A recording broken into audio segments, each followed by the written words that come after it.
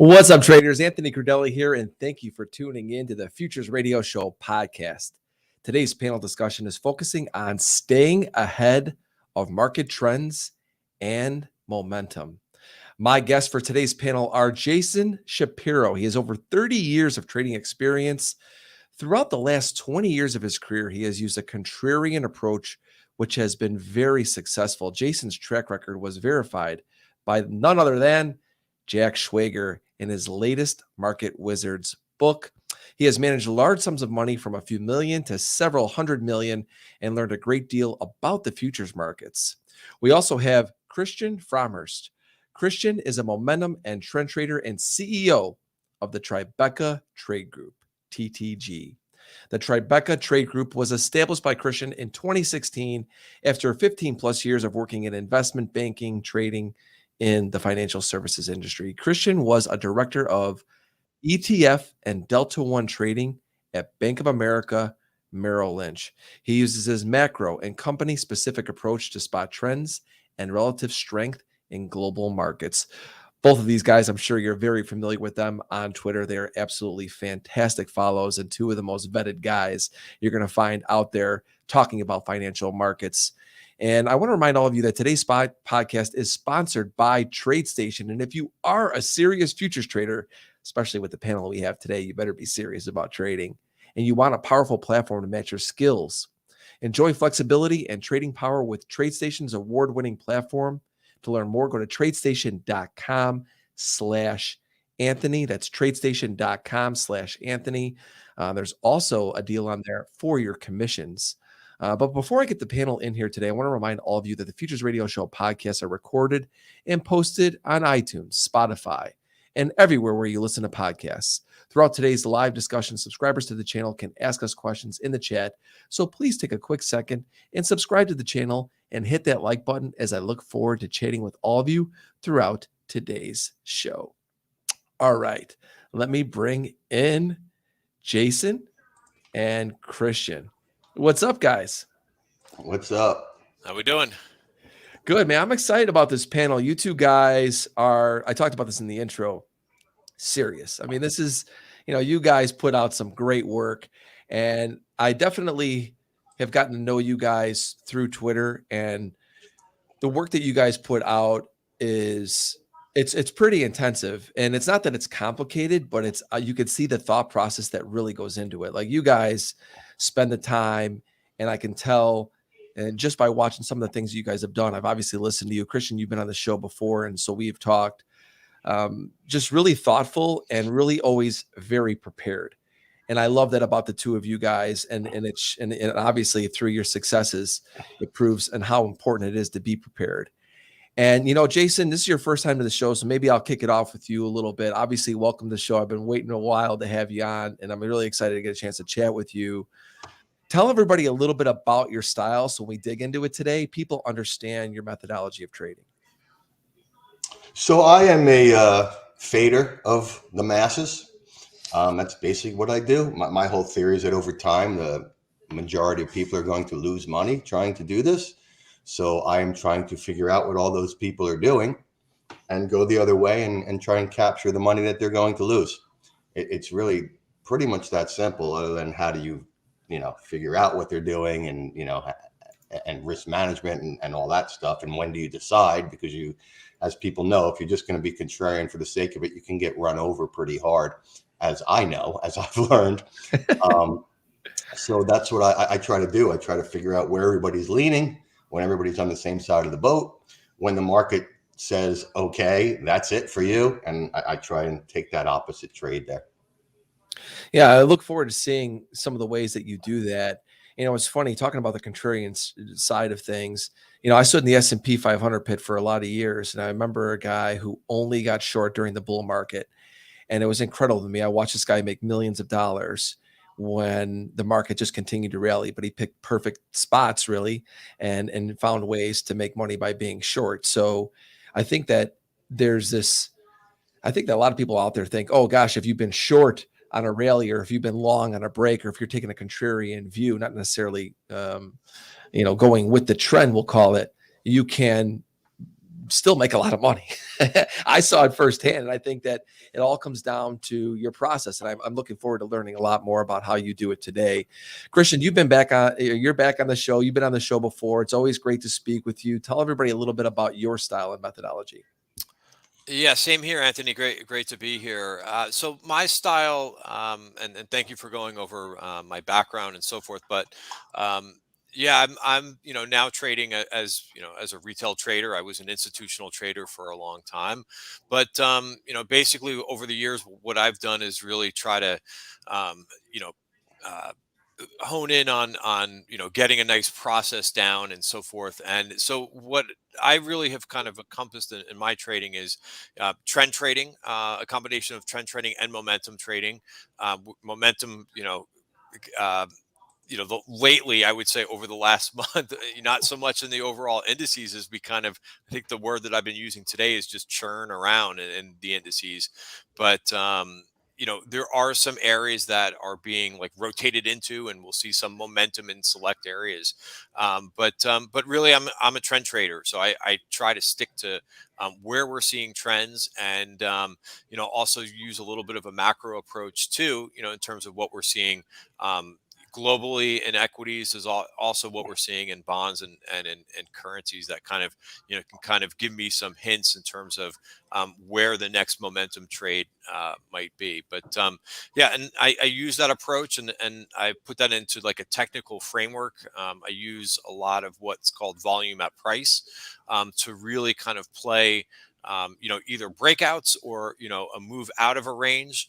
It's similar to if you know the book. I think it's How I Made a million or $2 million in the market, the Darvis book, right? It's a very similar approach to that. Awesome. Yeah. So let's just dig right into it. Everybody's here and wanting to learn from you guys and see what you guys think about the current market environment. Because let's face it, I don't care who you are. I'm sure some people are having fantastic years. It's always the case, but I think that you could recognize I don't think it's been just the easiest environment if you're trading the S&P or NASDAQ or Russell. The indexes have been, a little bit challenging as of late, at least from my perspective. So I want to start off today with Christian. The first thing is just kind of give us a little bit of overview of what we're going to be looking at here initially to start, and just basically what your thoughts are about this current environment. Yeah, sure. So this is a scan that I run on a day-to-day basis.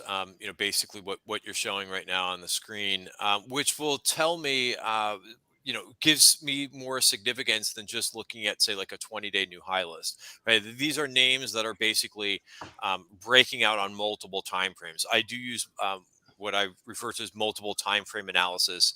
I'm basically looking at the bigger trend, which I look at the weekly chart, the daily chart, which is kind of like right in the middle, midterm swing trading, and then I'll also look at the 1 hour chart, so I can kind of spot when things are changing.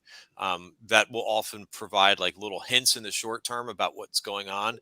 So when we look at something, names that are breaking out on 3 different time frames, and these by also are not really extended on any other on any time frame. So I'm putting a constraint in there too. So there's no ELF, for example, which is a name that's gone ballistic to the upside. So we weed out some of those names, but it gives me a sense of a couple things. Number one, like what names are breaking out here. And you've got a mix too. It gives you a sense of like, okay, you've got some consumer discretionary, you've got some industrials in there, some home building stocks have been in there, and a little bit of tech in there too, and healthcare as well. So it's great for also showing like when you've got that relative strength, not just in a name, but in a particular sector too.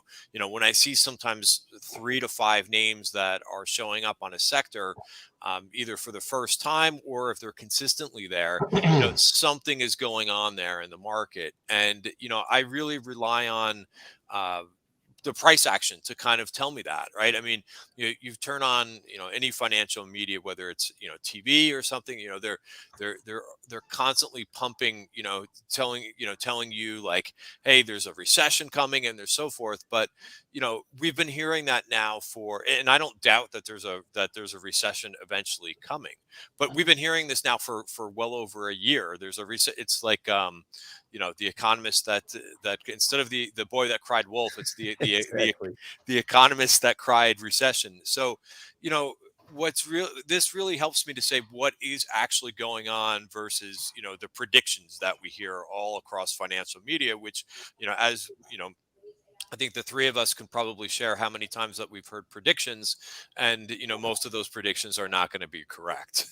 Yeah. But if people sound confident, it's like, wow, they must really know something. But I think for as long as the three of us have been around, we know that that's often not the case.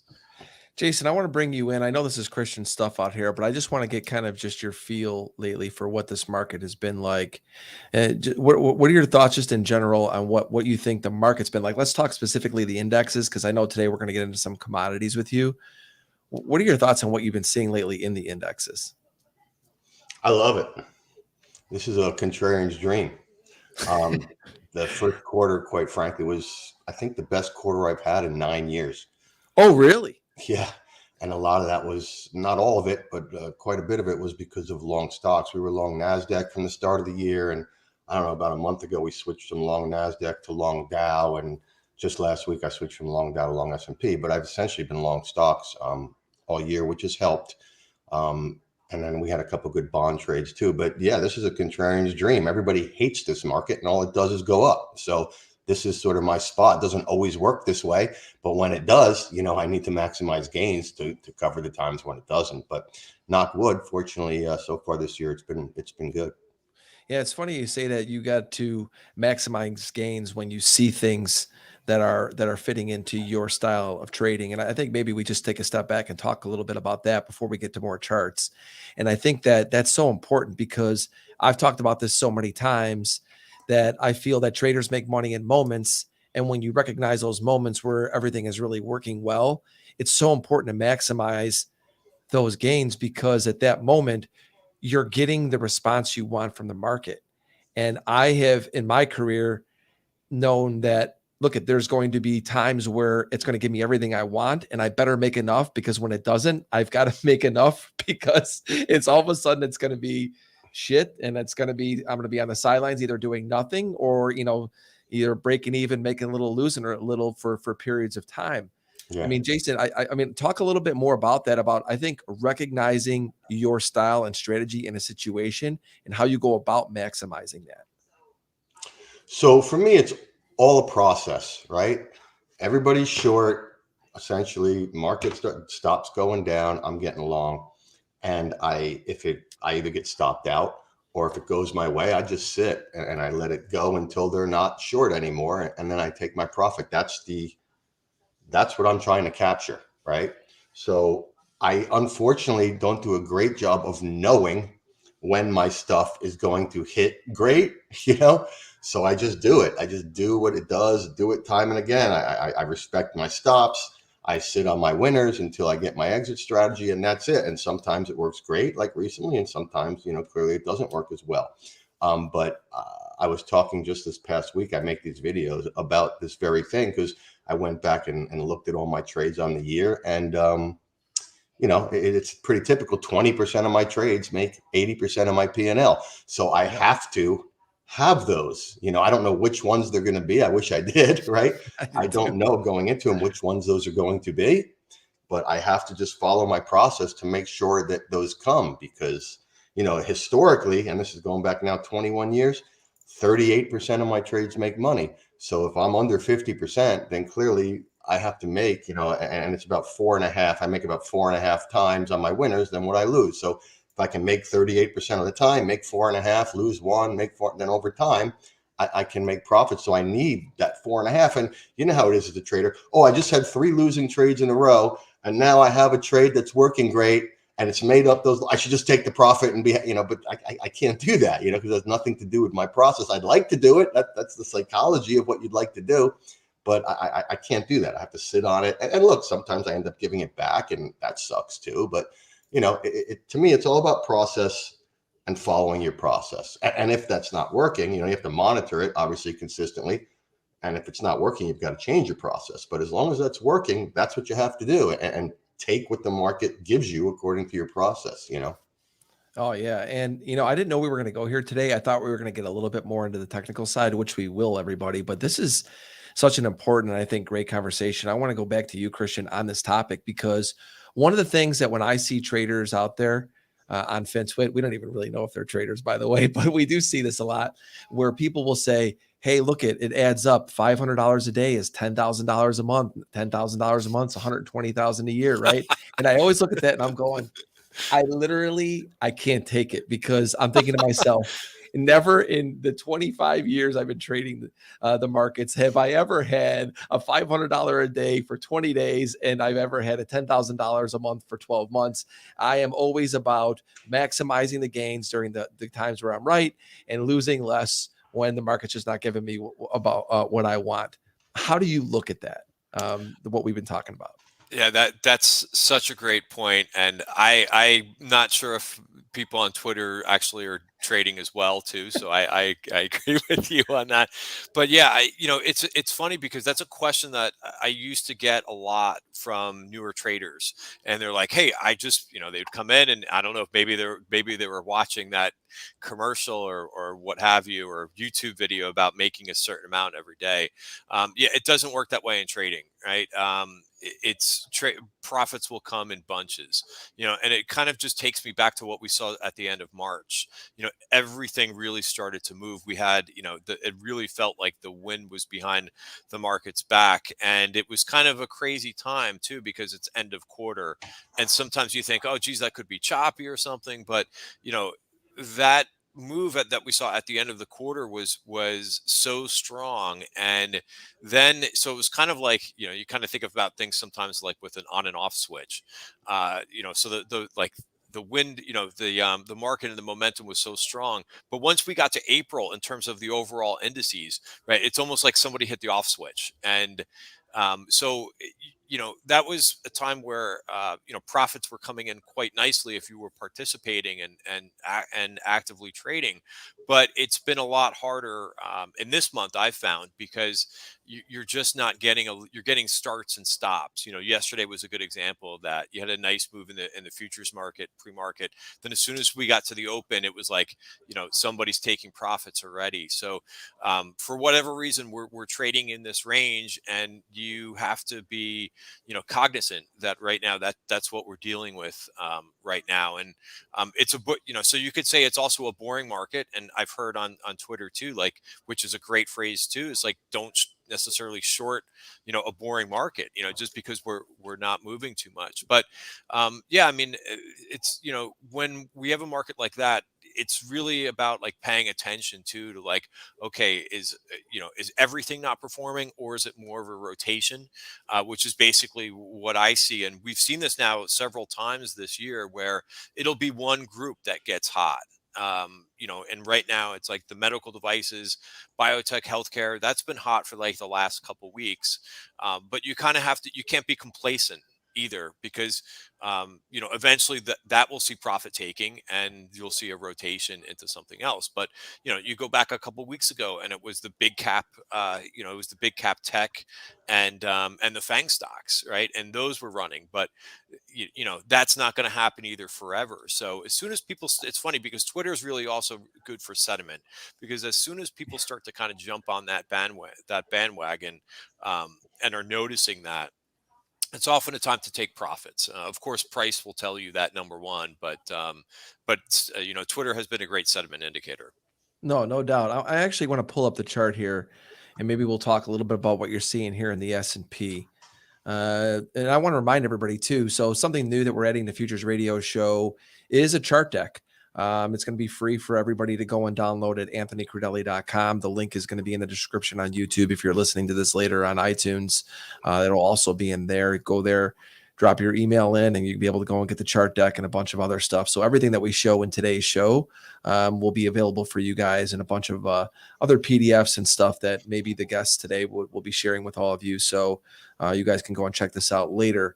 You can follow along with exactly everything that we talked about in today's show. Christian, this chart, what are you looking at here?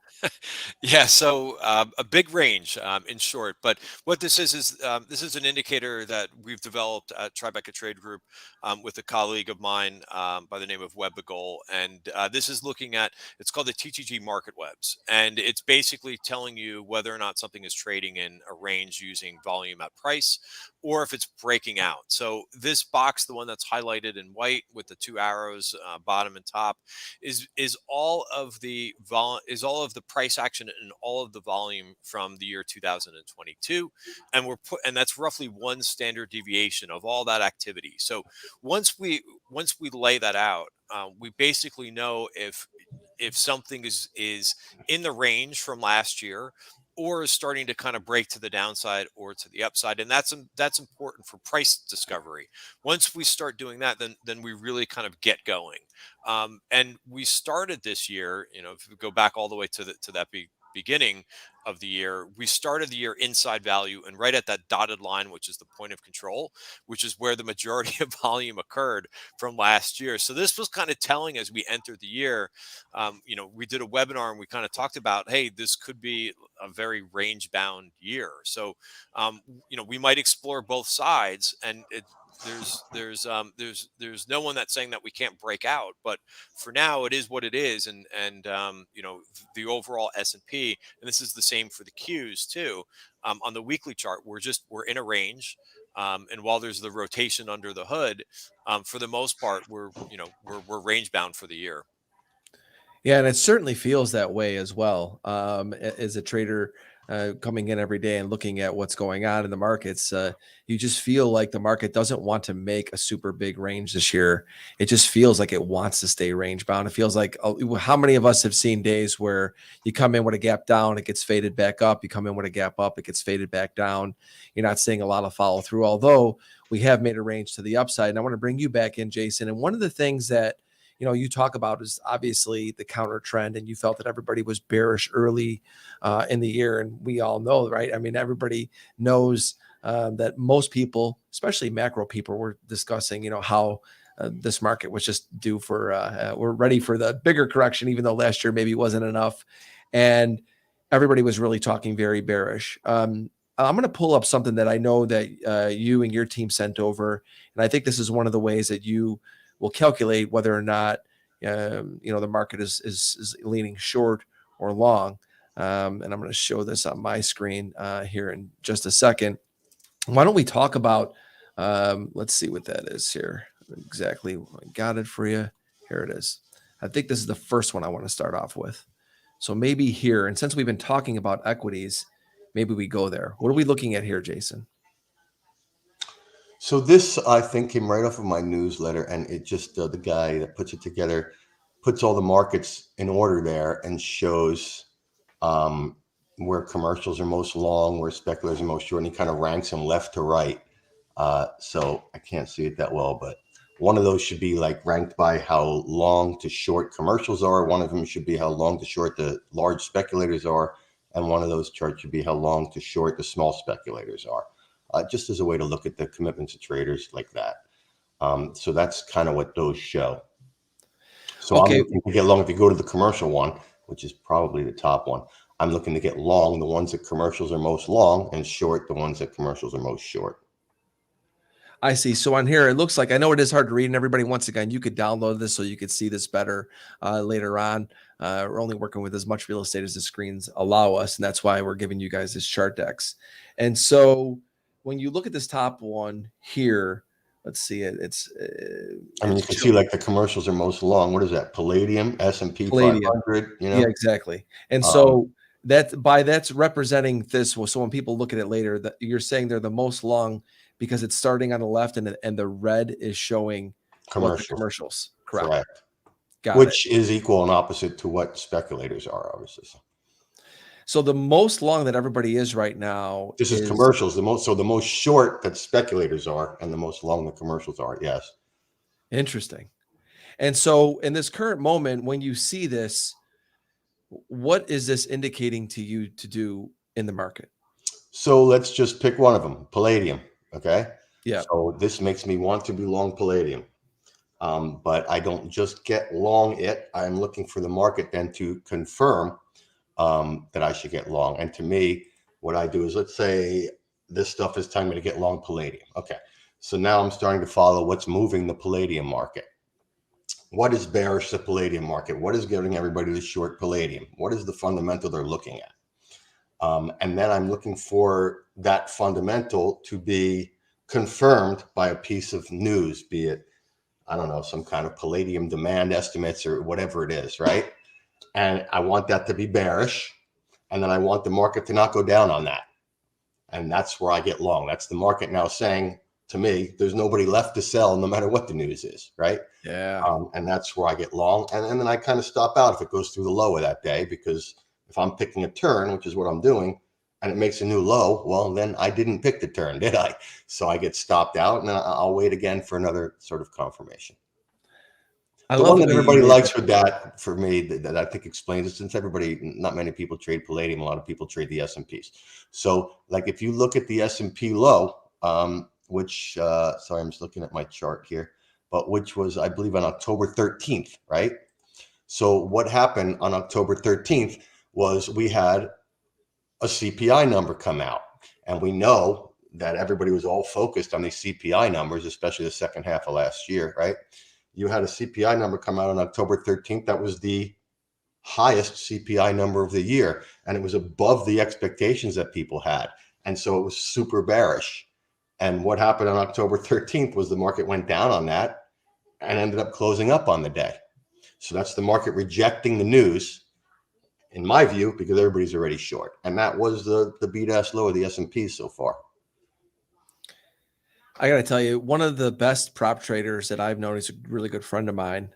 He looks for something almost exactly similar to this. He looks for when things are at extremes and you have good news on the bullish side where it can't follow through, and bearish news to the downside that can't follow through. And he looks for the squeezes, right? And essentially, is that what you're saying? It's really, you're looking for where, I'll let you put it in your words. Why is that the trade of choice? You know, it's the market confirming. So if you have everybody short, right, and the market is now confirming, like, hey, everything you're short about, let's look at that S&P, you're all short because you think CPI is going to be higher. That's the worst news that there is, right? And now you got everything you wanted. CPI came out higher, and the market can't go down. Well, then when is it going to go down? It just gave you everything you wanted to be short, and it's not going down. Why isn't it going down? In my view, because everybody's already short, okay? So for me, it offers great risk reward, because I'm risking essentially that one day of volatility, right? I'll risk the lows, right? And if I get it right, well, then I've picked the turn, which means I'm getting a hell of a lot more than one day of volatility to the upside. So to me, it's all just about the skew of the risk reward of the trade. You know, that's what I like about it. And I like the stop is a stop that it's not just like, oh, I'm going to stop out X number of points or some random number like that. It's a stop that actually makes sense. You know, here's a guy who has been waiting the entire year to get short until CPI came out stronger. Okay, good luck, you know? So that guy should never make money, right? He sold after that CPI number came out. You know, that guy should never make money. The market should not be that easy. And we all know damn well it is not that easy, right? So that guy should never make money. And if he does, well, okay, then the trend is strong and I'm out, right? But to me, that offers a great risk reward trade. And that's kind of how I pick market turns. And I'm here to tell you, I've been doing this for over 20 years. And some of my trades work and some of them don't. But that is what a market turn looks like. A market bottoms, as I always say, on bad news, right? And a market tops on good news, right? By definition, because if it's going to bottom, the trend's going to be down. The fundamentals are going to be bad. All those things have to be in place, right? Because then everybody gets short, whether you're a fundamental guy, a technical guy, or whatever. And then it bottoms, and then it rebounds, and, you know, okay, first everybody doesn't believe it, and then it rebounds more, and then it rebounds, and suddenly the fundamentals start to change in their view, and then they start chasing it up, and then, you know, then you get ready to sell it back to them. Yeah. What I also like about that trade is that's where you're going to also have some speed in the opposite direction come in, because now everybody is caught the opposite way and nobody wants to be the last one out.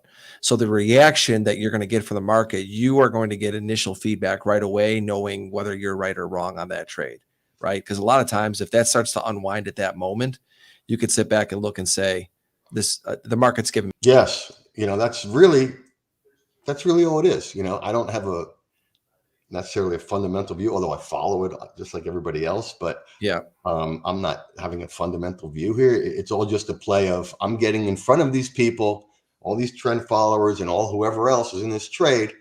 And if it happens to work and the market happens to start going my way, they're all going to have to get squeezed out, and that could create a big move. And that's the payoff that I'm looking for. That's all this is to me is payoff, risk reward. Christian, I want to bring you into this. Do you look at this stuff at all in your homework? I do look at I wouldn't say everything that Jason is looking at, but I will pay attention to what the speculators are doing because from my understanding, and I think you've confirmed that for me, but if I'm wrong, let me know. But from what I believe is that the speculators are normally wrong. So, or on the wrong side of the fence a lot of times. So I do take a look to see when there's an outside position bigger than normal. If it's just if it's a mediocre position, then I'm not paying that much attention. But I do pay attention when either the speculators are really long or really short. And I thought that was a great example that Jason mentioned too. And that's the same thing too. I think on the bullish side too, when there's good news that happens, and we're in earnings season now, and I think it's a really good proxy to kind of, when a company beats earnings and they're providing, really good guidance and so forth. If the stock doesn't go up, the good news is basically priced in. And a nice contrarian signal too is when a company reports a bad quarter, their guidance isn't great, and the stock doesn't go down anymore, right? Everybody's basically short, and the bad news is already baked in. So I use the COT reports. I do glance at them over the weekend because they come out, I believe, on late on Friday or something like that. But yeah, I think it's important to see how people are positioned, right? Anything that could provide you a little bit of a clue, to give you a little bit of an edge on what's, and I like what Jason said, if it confirms with what you're doing, right? There's a lot of things, a lot of indicators that you can use. You can use option flow as well. If you really are combining them with your system, whether it be a technical system or some other, that's where you can kind of extract some edge, putting a lot of those things in your favor. But a lot of times it's waiting for your pitch too. If these things don't line up, I may see big option activity too. But if I look at the chart and it doesn't line up in my system, then I'm going to pass. Because at the end of the day, you have to have conviction in what you're doing too.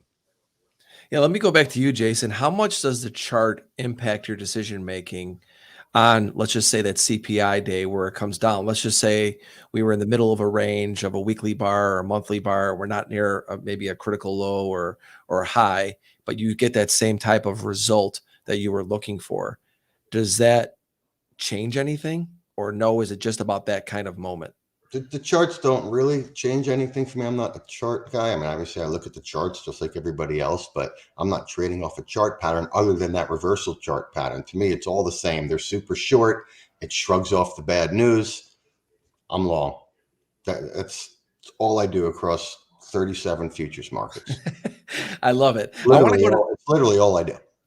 I love it. And I want to go to the opposite side of things because there's some things that are really interesting here when you look at this. So you got the euro is where the commercials. So if I'm reading this correctly, the commercials are the least long. So let's do British pound because that's all the way on the right-hand side, right? Yeah. So British pound is where, and this is index data, by the way, but it's where they are the most short relative to history and where speculators are most long relative to history. So that makes me want to be looking to short British pound. Okay. And I bring this up because today is a day that it's possible, because today you had higher CPI numbers and higher numbers across the board in England, which should be bullish the British pound. So if the British pound closes down today, I will short it against today's high. That's exactly what I do. Speculators are super long. Bullish news comes out. Market fails. I'm getting short. So if the pound closes down today, which there is somewhat of a shot of here, I'm looking, then I will be shorting the British pound. And what also that's three other markets up there that I know a lot of people are watching right now that fit relatively into that category are going to be euro, Yes. gold, Yes. and the Russell 2000. Yes. Yes, I agree. I have shorted gold twice in the past month. I have gotten stopped out both times. The last time I got stopped out on the beat ass high. Thank you very much. I'm laughing because it happens to me often, buddy. Yeah, I mean, it is what it well. is. You know what I mean? Well, what are you going to do? It is what it is. Happens to everybody. Yeah. Yeah, no, I mean, this is what we do. It's risk management, right? And not only do I sometimes get stopped out poorly, but sometimes I'll miss the trade. Maybe the pound doesn't close down today, so I don't get short, and the thing just starts going straight down without me. Okay, my process is my process, and I do. It's just like Christian was saying, it doesn't, to me, it doesn't really matter what you do. Okay, but you better be disciplined to what you do, right? If it don't, like he was saying, if it doesn't fit into what you're doing, okay, markets are going to move. There's 37 markets that I trade. Okay, I have 3 positions on. That means there's 34 markets that I'm not making money in today, right? And if you include the ones I'm losing money in, there's really like 36 markets I'm not making money in today. But, the point is they're going to move. Markets are moving all the time. Okay, so what? You know what I mean? It has to be your process, and you have to be disciplined to that process. To me, that's the key to all this. I don't care if your process is flip a freaking coin, right? But you have to be disciplined to your process. If it doesn't fit in exactly what Christian was saying to what you're doing, don't chase. Things will move without you. Okay, so what? The point is, when you do it, does it have a high probability of working? That's my view on this whole game anyway. And I've been trading a long time, and just like everybody, have lost a lot of money over time doing all kinds of different things. And I have just tried to slowly eliminate those things that don't work over time, And it's dangerous because sometimes you'll do something that maybe, and it works. And then you're like, oh man, that's great. But that's going to cost you over time, I find. So, yeah, no doubt. I mean, I'm with you. I agree with you 100%. And, what I want to do is maybe, Christian, maybe go to some of the charts that you have in your chart deck. I mean, we see what's interesting here on this spectrum of commercials, large and small speculators. Maybe we take a look at some of your charts and we go and see how maybe that's looking at some of the stuff that you're doing. I always like to see, if you're seeing some confirmation with some of the things that you're seeing with this type of data over the charts, kind of what you were saying, similar, Christian. Does it match up kind of with the chart? I know that's not what you do, Jason, but maybe we take a look at it anyway. Anything on that chart deck, Christian, we should maybe pull up? Well, we went through the S&P, and even though that arrow does show you that there's resistance up there, we still could have a ways to kind of grind higher before we hit that resistance. So that's what I'm kind of looking at too. With this market, I'm not ruling out, especially with that, heavy speculative short position, that we could grind higher. And I think I also have like a daily chart in there too, which we can kind of keep going. That's DraftKings, which we could talk about an individual name. I would like to see if you're seeing anything, by the way, Jason, on the Russell side, on the small cap side. Yeah, I'm interested in that as well, because that's the lagger for this year. Can't seem to get out of its own way. Yeah, and there's if you look at the COT this year, it has shown that if you're going to be short anything, you're going to be short Russell, and particularly relative. For a while, I was running short Russell relative to NASDAQ earlier in the year. But if I were to be short, it's where speculators are the least short is Russell. Okay. So on a relative COT basis, you would be long the other things and short Russell. And again, do I know the first thing about what will move the Russell versus the NASDAQ or fundamental? I don't know the first thing about it. Small caps, lending, because I don't know. All I know is that the COT said that. And by some miracle coincidence, the Russell is what has underperformed massively versus the other indices. So maybe it's just luck. I don't know. But to me, I think it's very valuable information. Yeah.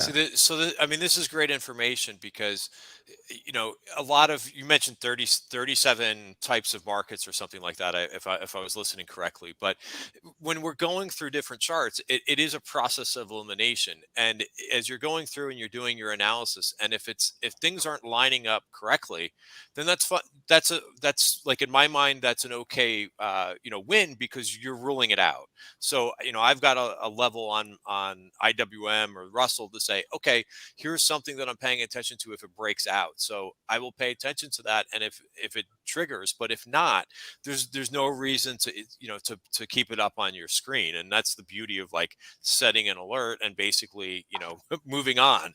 Right. And then you can look at be more focused on the things that do line up, better in terms of positioning. But, that makes perfect sense in terms of, hey, that's why that's why it's been one of the reasons why it's been an underperformer. And that's the reason why not to kind of, push going into the long side. I always find that newer traders, they always will try to gravitate towards like things that are more challenging. They're like, hey, this is underperforming. I think it's going to go up. Everybody else thinks it's going to go the wrong way. It's not what you want. Easier things, right? You want things to kind of jump off the page to you.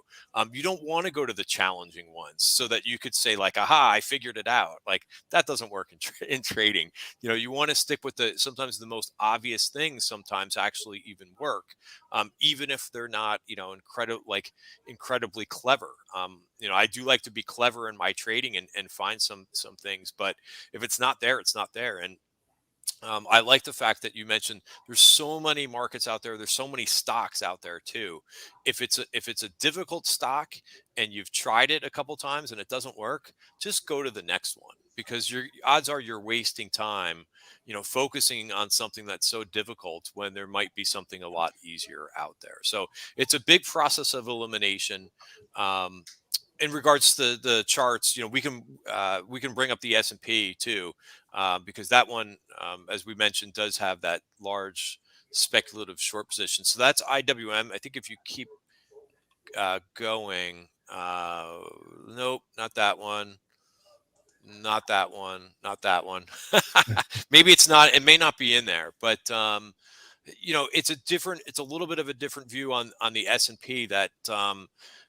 And on the weekly chart, we are trading inside value. On the daily chart, remember I was talking about multiple time frames, we are trading like above the value area. So we are in price discovery there, even though we're not really moving with any major velocity or momentum to the upside. The trend there is still intact. So I think that we could continue to kind of gently trend that way, until we get to that resistance, which is up at 42.57. Do I want to take a big position in the S&P, given that there's resistance not that far away and we're kind of churning? No, but I want to say, okay, that's the S&P is, the biggest equity index out there. So maybe there are other opportunities rather than just trading the S&P, but to be long some other things, right? And that's kind of how I'm looking at the market these days. So for me, the question I have for both of you is, because obviously you guys are trading multiple markets, and I think this is probably one of the most difficult thing for a lot of new traders, and even traders have been doing this for a little while, to be able to handle trading multiple markets. Jason, we'll start with you. We'll go back to Christian. When you say you're trading 37 markets, and I know that you're looking at all of these, starting with that, the COT data, but are you running scans? Is this all done manually? How are you narrowing it down and being able to execute efficiently across 37 markets? So, there's only a few markets at a time that are showing super crowded, which is what I need to make a trade. So those markets that are super crowded are the ones I'm kind of monitoring for this kind of news failure, market confirmation type of thing. So like, that means there's, 30 markets or whatever. I'm watching them. I'm really not paying very close attention to what they're doing, because it doesn't make a difference to me. The positioning is just in neutral territory. So the markets are going to do what they're going to do, and I'm not going to be involved. So it's simple for me to do that, because like right now I have 3 trades on, so Yesterday was 4. I got stopped out. I'm in 3. So it's simple for me to do that. Again, I don't really see myself as trading these markets. There's no difference to me between the S&P 500 and sugar. To me, they're the same thing, right? Again, everyone gets short, market stops going down on bad news. I get long, right? I don't, to me, I'm trading the same process across 37 different markets, right? I always look at it, it's like counting cards at the casino, right? I don't know if you ever saw that movie with those guys from MIT that, Yeah, that was great. and, they would have people sitting at all the different tables. And when the one table count got high, the girl would do this with her hair. And then the guy would come over and sit at that table.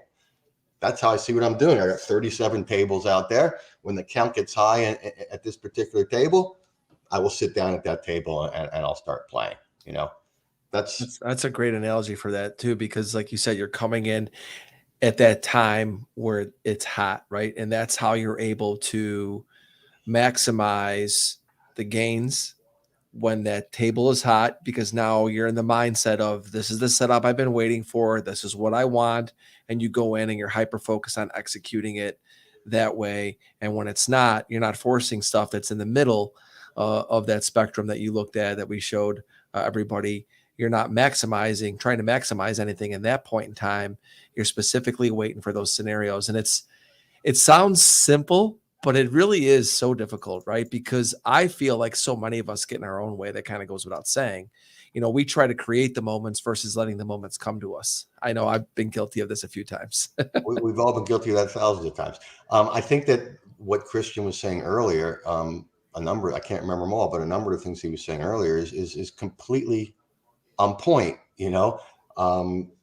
Like for me, the COT, okay, it's done a great job for me of helping me find market turns. Doesn't work all the time, right? But it does work enough times, not up until this point, that it makes me money over time. But I also think that one of the great things it does for me is it keeps me out of trouble, because me being such a sort of contrarian jerk, one person comes on TV and says they want to buy something, I'm ready to sell it. Okay. That's just how my mind works, but, unless the COT is kind of, telling me that it's super crowded, I'm not going to just do it. That's how you get killed as a contrarian, right? So yes, it helps me make money, but what it also really helps me do, which as we all know is just as important, is it helps me stay out of losing money situations, right? Equally as important. So, and this is really how I came across the whole thing, was back in late 99, the second half of 99, when everybody in the world was trading, internet stocks and making tons of money. And, it was the classic shoe shine boy giving stock tips thing. I was shorting the NASDAQ almost every day the second half of 99. And you know what?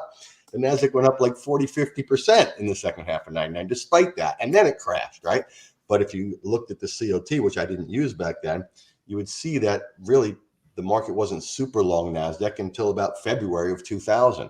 So that would have kept me out of trying to just be a jerk and short what everybody was trying to buy. It would have given me the patience to wait until what turned out to be the right time. And that's really when I started to use COT a lot, when I found that. I want to actually go into some commodities real quick. And I told everybody we're going to start taking your questions next. So please put them in the YouTube chat. I see a question from Julia. What's up, Julia? Cordova. I know you were on the show with her not too long ago as well. Yeah, she's great. So I'm going to pull this up because I do want to get into commodities a little bit here, because this is something that you see a ton of the macro people talking about. Commodities are going to be hot and whatever, right? But now let's look at it from your perspective, Jason. What are we looking at here with these charts? I know we've got corn, oats, we've got beans, meal, oil, wheat, soybean oil, I should say. Which one of these do you want to talk about? Maybe explain what people are going to get. Remember, you're getting this chart deck, everybody. You go to anthonycrudele.com. You can download the chart deck for free. The link is in the description. Actually, I have somebody on my team put the link in the YouTube chat, if you could, please. What do we want to talk about here? Well, I'd say in general, if we're looking at grains, which I don't have any trades in grains right now, but the one in grains right now that has some interest is the bean oil. So let's go to bean oil. Okay. Go down one more. Oh, yeah, I was on meal. So there you go, right? The blue line is showing the speculators, the large speculators. The red line is showing the commercials. So commercials are net long bean oil for the first time in a few years, right? Speculators are net short. So when you index this, which is what I do, it's going to show that on an index basis, speculators are super short bean oil. So I would be looking to get long that. And if you look, I don't have the trade on. I didn't get my news failure, but bean oil is now outperforming soybeans. And if you look at soybeans, that's where speculators are super long. Up one more. There's beans. So you see how long the blue is, you know. So I would certainly expect bean oil to be outperforming beans here. Not a trade I have on right now, but that's kind of how I look at it, right? I want to be long the stuff that they're short and short the stuff that they're long. Quick question before I get to the questions from YouTube. And remember, everybody, to put your questions in now. We got a little bit of time left. I'm going to ask everybody the questions.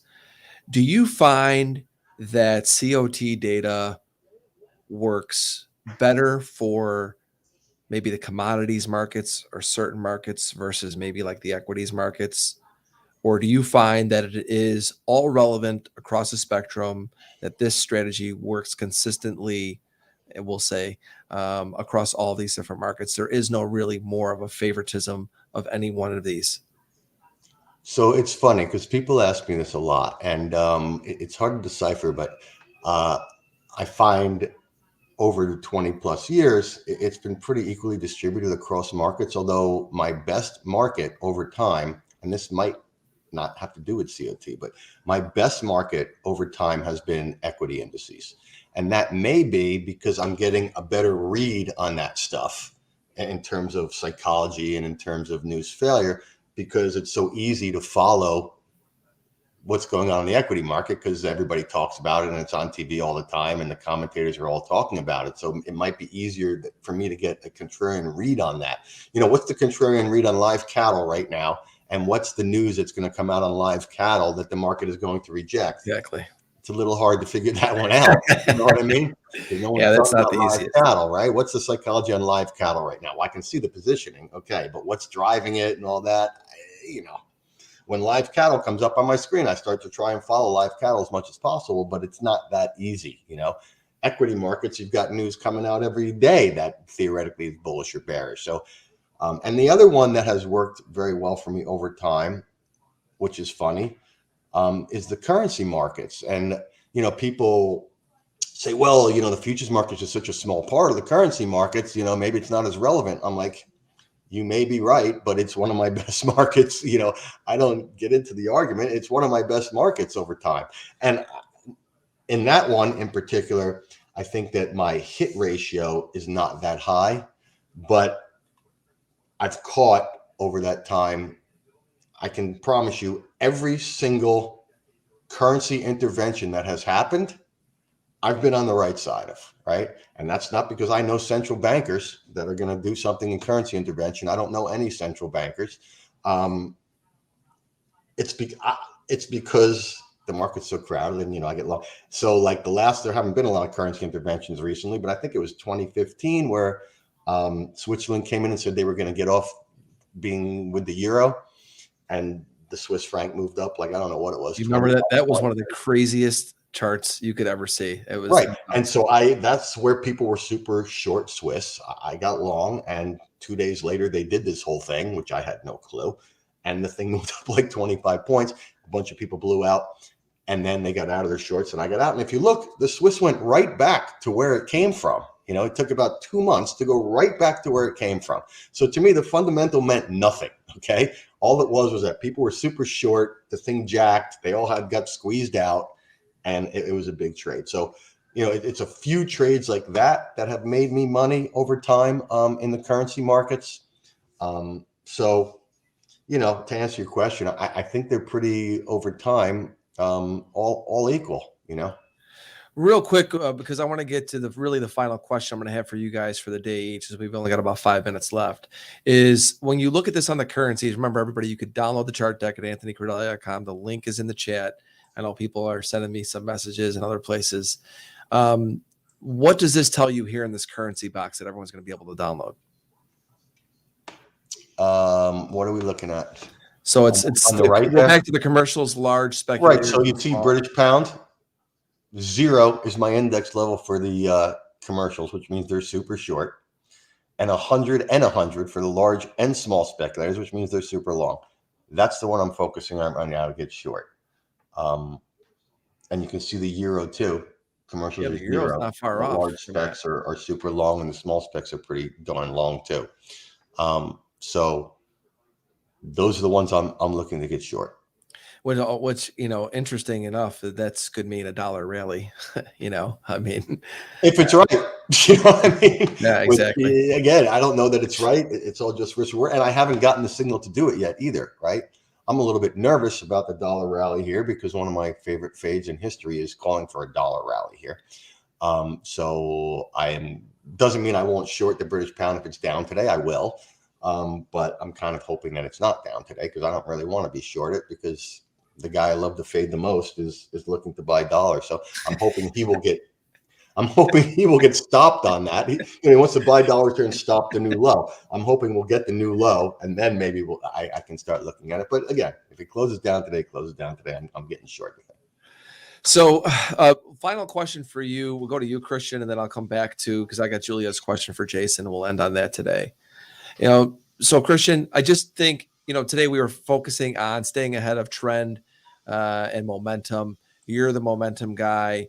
Where are you seeing, maybe we go back to the chart deck if you want, if there's something specific you want to talk about, where are there any possible momentum plays? What is catching your eye the most right now in this market? Yeah, there's a couple things. I have a chart of like something that I never trade, which is DraftKings, and So let's pull that up. so there's a little bit of a little bit of fundamental and technical in there. DraftKings, obviously, is a gaming site. I'm a big sports guy. Great series, or I think is gonna be a great series, but great game for me because I'm a Rangers fan. Yeah. They had a nice game versus the Devils last night, but I think that series is going to be very competitive. But what I'm getting at is you got some really good playoff series. You've got also basketball. You've got some good series going on there too. So it's a nice time of year for sports. It's a really fun time because you've got the NBA and the NHL playoffs. You got baseball right now as well, which is exciting. So does that, again, like things have to line up. And what I'm seeing here, and I'm shocked because DraftKings is not like a go-to stock for me. It is a momentum name, and it's breaking out on multiple time frames. That's the weekly chart.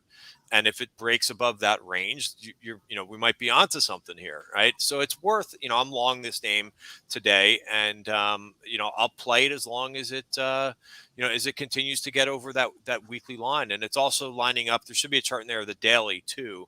But it's good to start with that weekly first, and that red line is something that's called the virgin point of control. It's an area of overhead supply. And that's where I would be, looking to take some profits in the name. But, overall, like what group does this belong to? And I find it interesting that while the Qs and S&P are basically, over the last week, I used the word churning before. They're really just churning about. I think they're like plus or minus 1% over the last 5 days.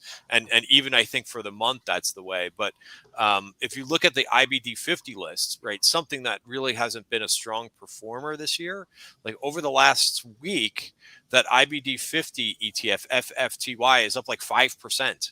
So, there's some momentum in certain areas of growth. And I would also add in the medical devices are acting really well, along with some select areas of biotech. So for now, like that's a situation, but I wouldn't be complacent in any of these groups because what we've seen all throughout this year is that if you overstay your welcome, you get a little bit banged up too. So it's important to kind of be disciplined in this market.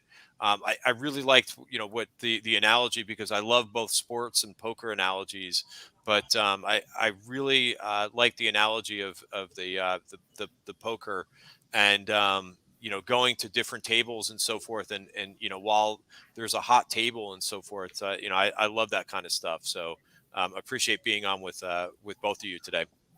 Yeah, no, I've had so much fun, and I'm always learning from the two of you guys. I love what you guys are doing out there helping traders. And we're going to go to Jason for the final question of today from our friend Julia. And I love this question. There's a few other questions out there that maybe we have time to get to, but I think that this is a really good one because this was a question I had as well. So Julia, great minds think alike. And actually, Julia and I are going to be in Vegas this weekend. We got our whole team from Place Your Trades over there. So if anybody's in Vegas, we're going to be there. We're going to be at the tables. But the question that she had, and actually, let me go back to show. Let me show the screen again because I think that this is going to tie into this question. And let me just highlight it so I can get it in here. And it's talking about not just when you get into a trade, it's talking about how you get it out of a trade. So I think that everyone looks at what we saw today. And I think when we got the chart deck and everyone could see the different things that you're looking at as potential entries, right? We talked about maximizing gains. One of the first things we talked about today, right, Jason? Mm-hmm. At what point, what is it? Is it technicals? What triggers for you to start taking profits and get out of a trade? So again, this is all about process and what your process is trying to capture. So what my process is trying to capture, if I'm buying something, is the fact that everybody is short and therefore they could get squeezed out and the market could rip up. So when they are no longer short, that's when I get out. It just matches with my process. So they're super short, I get long. If it works, market rips higher, squeezes those shorts out, I get out. That's what it's based on. That's what my entry is based on. That's what my process is based on. That's what my exit's based on. It's all about the positioning thing. So again, I have that oscillator and it gives you these levels that you're looking at there. When those levels are like, if the commercials are at 100, I'm looking to get long. I get long. If it works, speculators start to buy, which means commercials start to sell. When the commercials get down back to 50 on my index, which means it's neutral, I'm out. That's it. And I don't know how long that takes. Sometimes my typical trade is 2 to 3 months, but I've had trade last 2-3 weeks. And I've had trades last over a year. That's kind of up to them. When they want to get out is when I'll get out. Yeah, I remember a trader a long time ago. We were sitting in a conversation. He goes, "I never want to get out of a trade." He's like, I want to be able to hold it for as long as possible, right? Because that means that I'm winning. He goes, "I'm just quick to get out of stuff." And psychologically, I understood what he meant by that. Yeah, people ask me like, "How many trades do you have on all the time?" I'm like, the more the better, because if I have like 12 trades on, which would be rare, it means that 10 of them are probably deep in the money. So exactly. Yeah. And I think just in that psychology alone, it helps people understand, people always say, how do you hold winners longer? Well, once again, it's process in, it's process out, right? And if you are not holding them as long as you want, well, then, work on the process. Once again, it sounds easy. It's all about process. This is what, and I think this is what Christian was saying so smartly a little while back. People want to be smart. Okay. Hey, I can see this in the market and they can't see it and all that. It ain't going to happen, man. You know what I mean? You're not going to be smarter over time than the entire market put together, right? I always say you may be the single smartest person out there. And if you are, congratulations. But you're not smarter than everybody combined. It's impossible, right? So trying to be smarter than the market is a ridiculous prospect, to me, right? Oh. And that's not what's going to make you money over time because it is just impossible, right? Yeah. And, Druckenmiller, who's one of the greatest ever, right, says it all the time, right? Well, my favorite Druckenmiller quote is like, I am wrong way too often to count on that to make me money. Right. And I think that's exactly it. And this is a smart guy, clearly, right? Guy makes tons of money. His returns are phenomenal. He's not counting on being right to do that. Right. That's, to me, what it's all. It's got to be about process. It cannot be about I'm going to be smarter than everybody else. And those are the people, when I say, like, oh, this guy's my favorite fade, those are the ones that I like to fade, the ones that are saying that, oh, the market's not getting it. Oh, okay. So you're getting it and everybody else is not getting it. No, exactly. Great. Good freaking luck is all I have. You know what I mean? Yeah. And I say this because I have been there. Okay. When I was a younger trader and I was in my 20s, hey, I was the smartest guy in the world, man, and I was going to do it, and I got my ass handed to me. So eventually you come to the conclusion, hey, maybe this is not the way to go about this. It's a great realization too. The market humbles everybody at some point. Sure as hell does. Sure. And even when you have process, it humbles you. You know what I mean? This isn't like I make money all the time. I lose money way too much, right? But, that's a good thing. I think the humbling part is a good thing. People are like, how do I know if my processes work? It's pretty simple, man. P&L. You know what I mean? If your P&L is shit, then your process ain't working and you got to figure something else out, right? Not that difficult, right? It shouldn't be that difficult, but we make it difficult. We make it difficult. It's all right here. This whole thing it's all right here. Yeah. It's all in your head, as you know. Yeah, and I think we're going to end on that note. You two guys are fantastic. It was so much fun getting a chance to chat with the two of you guys together and different viewpoints on how you guys approach your trades, what it takes to get you in, to get you out. But I think at the end, we all have that similar mindset as experienced traders. And it also proves to everybody out there, it doesn't really matter what style that you choose to trade. You could go and find any style as long as it resonates with you. It comes down to how much confidence you have in it, how disciplined you are to following it, and all the things discussed today from Jason and Christian. Like I said, these two are fantastic. Follow both of them on Twitter. Both of them also have websites to go to. All of that will be in the description down below. Also, go and get your chart deck. Jason and his team, Christian and his team put together the chart deck to send to me. We have a bunch of stuff for you guys to download. It's all free. The link is in the description, and also it's in the YouTube chat if you want to scroll back and check that out. Guys, this was so awesome. Thank you so much again for coming on. I really look forward to having you both back on the show again in the future. It was really just a blast. Thanks a lot, man. A lot of fun. Nice to meet you too, Christian. Yeah, same. Pleasure, gentlemen. Thank you. Yeah, and everybody else that tuned in today, make sure you reshare this episode, retweet us on Twitter, hit the like button on YouTube, share the YouTube link. It's also going to be available on iTunes, Spotify, everywhere where you listen to your podcast. So if you wanted to go back and listen to it later with the chart deck, it will be on those places as well. Thank you to everybody that tuned in. I'll see you guys next week, or maybe Vegas this weekend, because I will be there. Cheers, everybody. Thank you for listening to Futures Radio Show. If you enjoyed the show, please leave a 5-star review on iTunes. Never miss an episode. Go to anthonycrudele.com and get on our email list for show notifications and for free content that is exclusively for subscribers. Also on anthonycrudele.com, you will find tons of videos and education on trading futures, options, and crypto. Past performance is not indicative of future results. Opinions expressed are solely my own and my guests, and they do not express the views or opinions of my sponsors. Futures Radio Show is produced by Crudele Productions.